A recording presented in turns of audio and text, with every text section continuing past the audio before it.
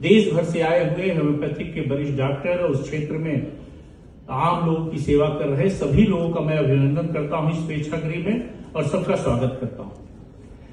हम लोग वकील हैं पेशे से, सामाजिक कार्यकर्ता हैं और इसलिए ये विषय हमारे लिए बड़ा कठिन है और विषय की गहराइयां भी उतनी हम लोग को नहीं पता है, लेकिन जो सामान्य हम लोग की समझ है उसके आधार पे, माफ करिएगा सब विद्वान बैठे हुए हैं, लेकिन होम्योपैथी ने अभूतपूर्व योगदान किया है और भारत जैसे देश में जहां आज भी 80 करोड़ लोगों को फ्री राशन दिया जाता है, जहां आज भी जिस कॉमन व्यक्ति की जो इनकम है वो कम है अन्य विकसित देशों के मुकाबले, हालांकि भारत तेजी से बढ़ रहा है, लेकिन ऐसे में होम्योपैथिक दवाइयों का बहुत लाभ है और उसकी बड़ी लोकप्रियता भी है और बहुत लोग उसको पसंद करते हैं।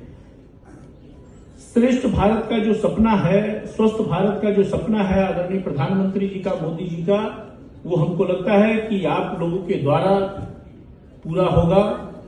और होम्योपैथी के बारे में मैं सुबह थोड़ा अध्ययन भी कर रहा था, देख रहा था, तो 2 ग्रीक शब्द थे जिससे होम्योपैथी बनी। होमोइस जिसको समान जिसका अर्थ होता है और पैथोस जिसका पीड़ा अर्थ है। 19वीं शताब्दी में होम्योपैथी की शुरुआत हुई और हम सब लोग जानते हैं हनीमैन जी के बारे में, जिन्होंने जर्मन चिकित्सक जिन्होंने इसको एक ऊंचाइयां प्राप्त की दी। और मैं आपकी जानकारी के लिए बताना चाहता हूं कि महाराजा रणजीत सिंह का 1810 ईस्वी में जो इलाज हुआ उसमें होम्योपैथी विधि के द्वारा वो स्वस्थ हुए। ये एक बहुत बड़ा योगदान, बहुत इसलिए कोई ये नहीं है कि कोई नई विधि है, बीच बीच में लोग अपने रीजन से इसको डिफेम करने का भी काम करते हैं कि साहब यह वैज्ञानिक है, ये पंथवादी है, इसमें बहुत कुछ झूठी बातें हैं।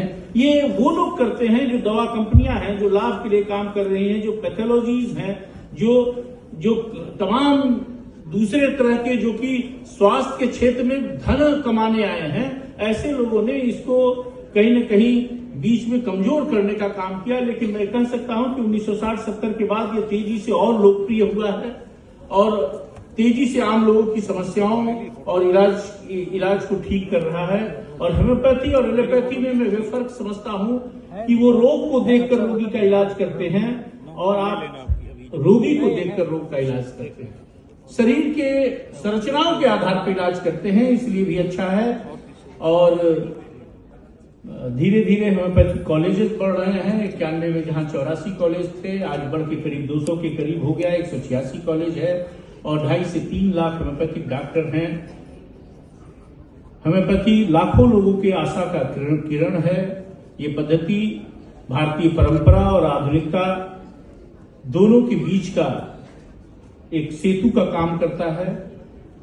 और आयुष जो विभाग है सरकार का और जो योगी जी की भी योजना है, आदरणीय मुख्यमंत्री जी की, आदरणीय प्रधानमंत्री जी की, कि हर डिवीजन में इंटीग्रेटेड आयुष कॉलेज बनाए जाएं, हर जिले में 100 बेड का आयुष स्वास्थ्य और वेलनेस सेंटर बनाए जाएं, 4350 रिक्त पदों को भरा जाए।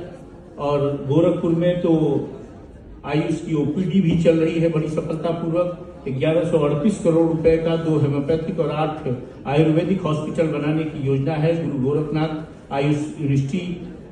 और 1594 नई होम्योपैथी की डिस्पेंसरियां बन रही हैं। और ये पूरक नहीं है, होम्योपैथी मुख्य धारा है। और इसलिए बाकी तो प्रियंका जी होम्योपैथी की डॉक्टर हैं, वो अच्छा बताएंगी और हमारे मुख्य अतिथि विशिष्ट अतिथि लोग बताएंगे।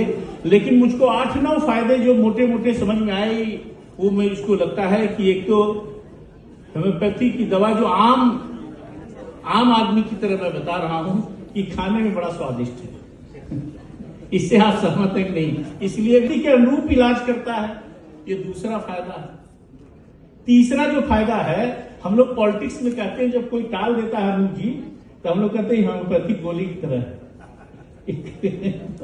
हानि रहित है, कोई नुकसान नहीं। चौथी चीज यह है कि जो आज सबसे बड़ी आम लोगों की पीड़ा है कि 2 रुपए की दवा देंगे और 50 रुपए की जांच कराएंगे, आप ये जांच कर लीजिए। और पैथोलॉजी से अब ऐसी चर्चा होती है, मैं जानता नहीं सच्चाई क्या है, कि कुछ डॉक्टरों की भी सेटिंग होती है कि साहब ये अल्ट्रासाउंड करा लीजिए, तो उसमें कुछ उसको कट मिलता है और जानबूझकर लंबे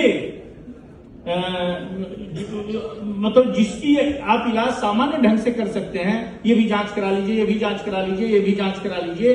तो चौथी चीज मुझको लगती है कि होम्योपैथी चिकित्सा से एक फायदा ये है कि जांच के प्रतीक्षा के बिना आप सीधे लक्षण के आधार पर उसका तत्काल इलाज करते हैं। और पांचवी चीज ये है कि दवा सस्ती है, सुलभ है। छठी चीज मुझको लगता है कि विधि सरल है, ये राक्षसी प्रवृत्ति नहीं है, ये सरल विधि इसलिए है कहीं चीरफाड़ नहीं है, कहीं नुकसान नहीं है और सरल विधि से चीरफाड़ विहीन है, ये इसका बहुत बड़ा लाभ है। और 9वीं चीज में देखता हूं कि इसके डॉक्टर लालच विहीन है, सेवा के भाव से काम करते हैं। एक बार आप अपने लिए जरूर ताली बजाइए। और बच्चों और बुजुर्गों को बिना किसी संकोच वो दवा दी जा सकती है। नहीं तो जैसे मेरी माता जी हैं 80 साल की हैं, तो मैं सोचता हूं पता नहीं ये दवा फायदा करेगी कि नहीं करेगी। तो ये सब फायदे हैं।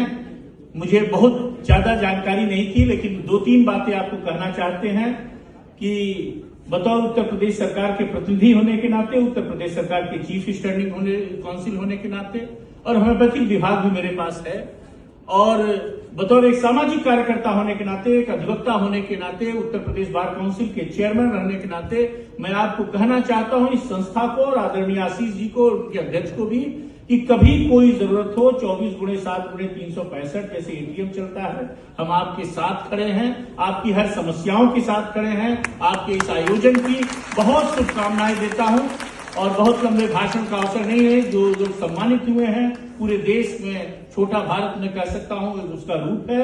सबको बहुत साधुवाद, बहुत शुभकामनाएं। ऐसे जिन कार्यक्रमों में आप बुलाते रहेंगे, हम आपके साथ आते रहेंगे। हम आपसे सीखने आए हैं। हमने तो सामान्य आदमी की बात बताई कि क्या क्या होम्योपैथी से फायदा मुझको नजर आता है, वो मैंने आपको बताई। इन पंक्तियों से अपनी बात समाप्त करता हूं कि होके मायूस यूं न शाम से ढलते रहिए, जिंदगी भोर है सूरज से निकलते रहिए। और एक ही ठाव पे ठहरेंगे तो थक जाएंगे, धीरे धीरे ही सही राह पर चलते रहिए। और शाम को गिरता है, सुबह को संभल जाता है। आप भी सूरज की तरह गिर के संभलते रहिए। बहुत मंगल कामना। और आप लोगों ने बुलाया इसके लिए बहुत बहुत धन्यवाद।